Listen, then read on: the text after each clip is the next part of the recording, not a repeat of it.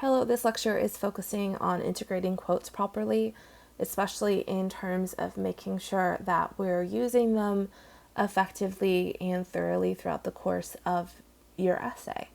So getting into quote integration is essential to make sure that we're using quotes properly and effectively within our writing. So as a general rule, a quote should never be its own sentence. If we do have a quote as its own sentence, then that would be what we consider a floating quote or a hit and run quote. So essentially, like what we're looking for is we want to either begin the sentence the quote is embedded in so that we are just flowing directly into that quote or introducing that quote, or that we are connecting the quote to what we're saying about it at the end. The other thing that's really important for quote integration is making sure that we are using it to its fullest. So that's where we get into the metaphor of the quote sandwich. So if we think about the different quote integration steps as a process, the first thing we'd always want to introduce first is the context for the quote.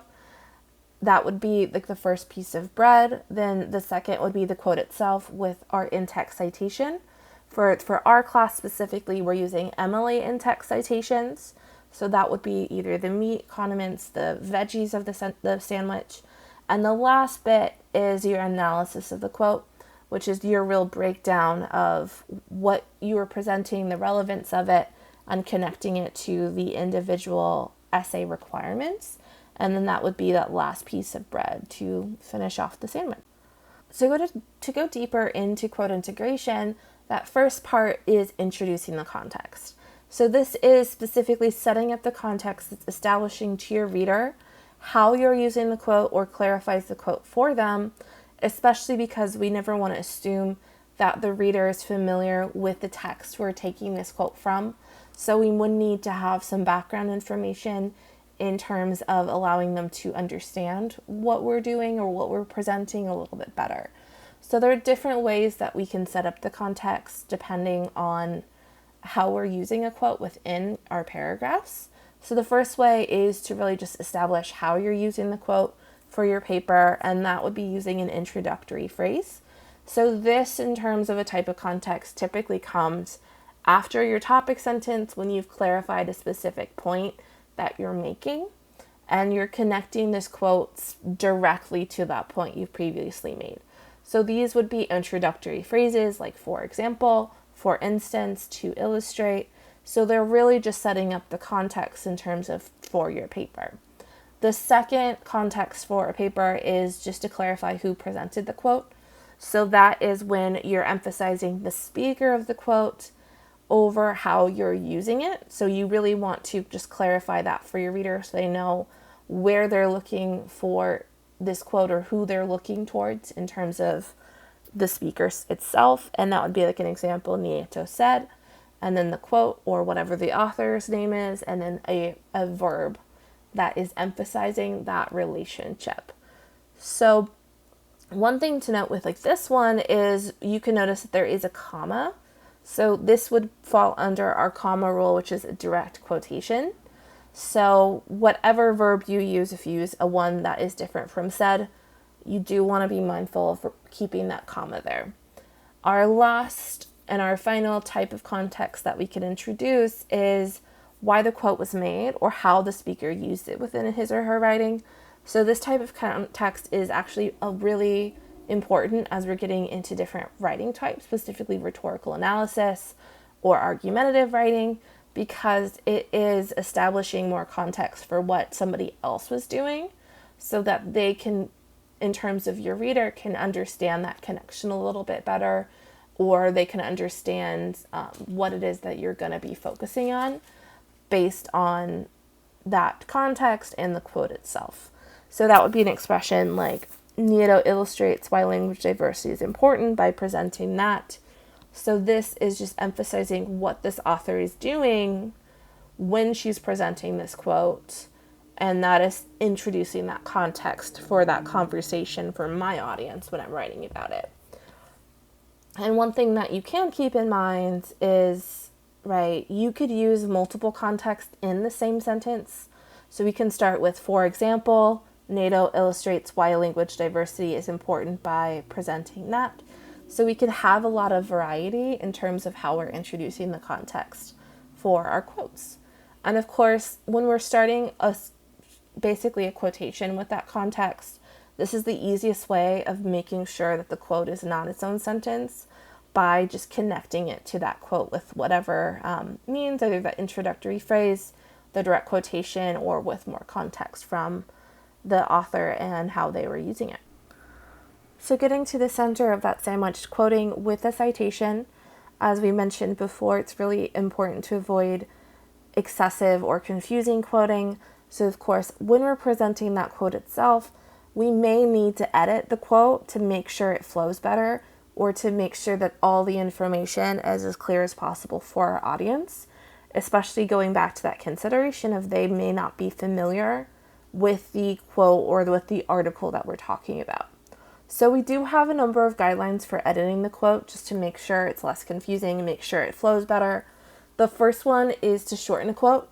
So this is really making sure that your quote is concrete and that you are not presenting too much, especially if we think that specifically your quote analysis should be 3 times to 4 times the length of the quote. So if there's part of that quote that's not necessary for your analysis, taking it out using an ellipses will actually save you time in the long run in terms of making sure you're analyzing it fully and making sure everything is relevant. So an ellipses is a type of punctuation. It's essentially the ... that is indicating that you've shortened a quote, you've taken something out. For example, we have the sentence, "To explain what people should know about language diversity, Nieto explains that diversity is a resource, not a problem. The cognitive benefits of bilingualism for both young people and adults have been clearly demonstrated." So seeing in the middle of this quotation, we have that ellipses. So that is signaling to the reader, if they want to find this quote within Nieto's article, that when they're looking for it, they are going to be looking into different parts, or even like 2 different parts of a paragraph or a page. And that's just really important for making that easier for them. And of course, making my job easier when I'm analyzing it. So our next editing guideline is changing the word of the quote to improve clarity or flow. So this is really important to make sure that quotes are not confusing for readers, especially if they are not familiar with the text. So when we're making changes to the wording, we would use brackets around the words or letters to indicate what you've changed so that you are establishing that clearly. And this is really important. So if a reader is looking for that quote later on within that article, it makes it easier for them to do so. And of course, when we are editing the quote to make it more clear by changing words or letters, it's really important to make sure that you are still accurately representing the author's ideas. So you never want to change the actual meaning of the quote. We're just focusing on making it more clear for readers. So looking at an example, we first have the original version, which could be confusing for readers. And it reads, for example, "As a child, I was told by one of my teachers that I shouldn't speak Spanish in school because it was rude." So thinking about this quote out of context, there could be a lot of questions because, of course, I've introduced the context with "for example," so it's clarifying how I'm using it. However, it's not clear in terms of who the speaker is. Is the speaker Nieto, who's the writer of the article, or is she quoting somebody else?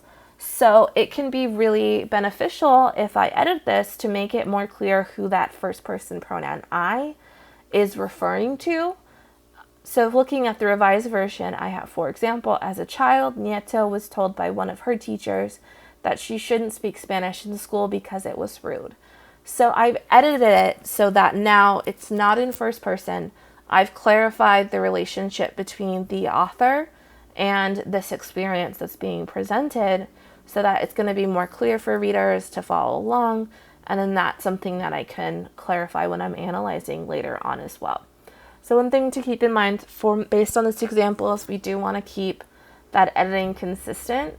So if you change the pronoun to make it more clear in one place, you would want to change it later on. So since I've changed the sentence from the first person to the third person, I changed all of the pronouns in that sentence that refer to Nieto into the third person. So when we're getting into the citation for using that quote, we are using MLA in-text citations. So the in-text citation is essential. This is really important, especially for avoiding issues of plagiarism.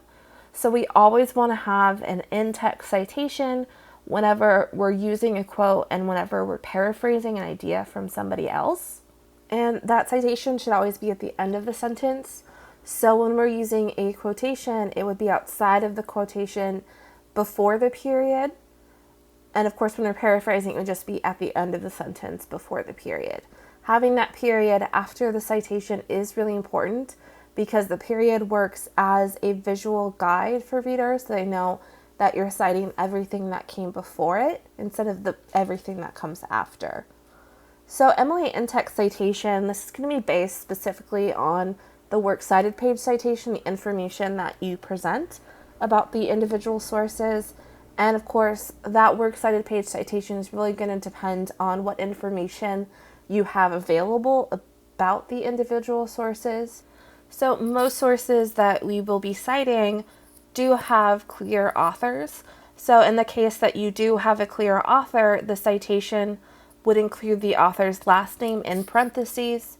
And of course, if there are clear page numbers, we would have the page number included as well. So we have that example with, as we can see, that sample sentence again. For example, as a child, Nieto was told by one of her teachers that she shouldn't speak Spanish in school because it was rude. And then after that quote, I have the parentheses with Nieto 1 and parentheses period. So because I knew the author's last name and I had clear page numbers, that's why I included the last name and the page number in the parentheses.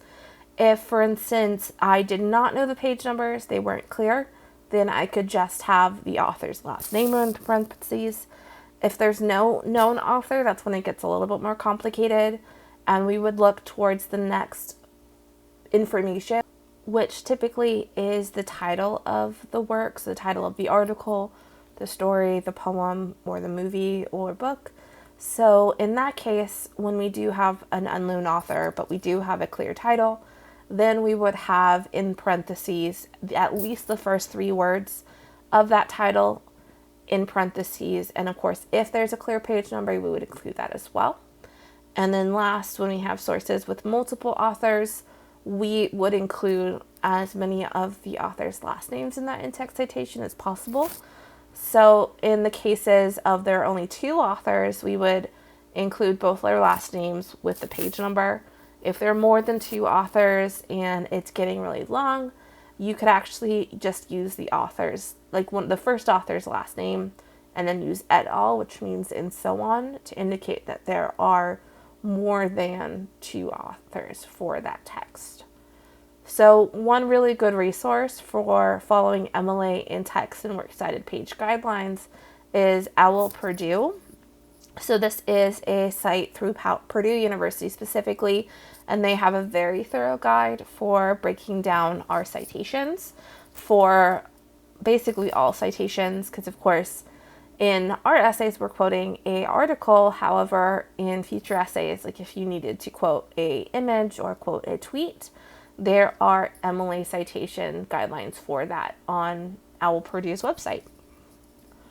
And finally, the last thing that goes into our quote integration is the analysis of the quote. So as we mentioned earlier, the analysis of the quote should be at least 3 times the length of the quote. That would be 3 to 4 times. So we do want to make sure that we're discussing the language used and why it's relevant for the point you're presenting about that text or about that issue. And it's really important to connect that quote to the topic sentence. And of course, making sure that you're responding to the prompt and the assignment guidelines properly so that it isn't unclear in terms of how you're meeting all of those expectations.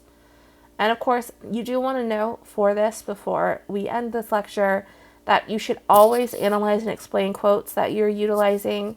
And for this reason, you should never end a paragraph with a quote. Because of course, when you end a paragraph with a quote, then that means that you are not explaining it, you are not analyzing it at all.